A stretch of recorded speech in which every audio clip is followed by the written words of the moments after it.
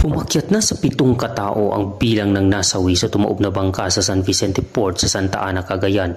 Ito ay matapos hampalusin ng malalakas na alon ang naturang sasakyang pandagat sa kasagsagan ng pananalasa ng Super Typhoon Nando sa eksklusibong panayam ng 100.1 K5 News FM Santiago kay Ensign Dionisio Mahilom Jr., tagapagsalita ng Philippine Coast Guard Northeastern Luzon.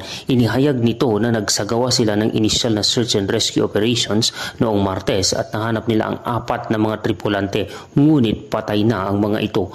Pansamantala namang itinigil ang operasyon dakong alas 8 ng gabi dahil sa kondisyon ng panahon at nagpatuloy ang paghahanap kaninang alas 6 ng umaga at doon na nila na-recover ang 3 pang patay na katawan ng mga biktima.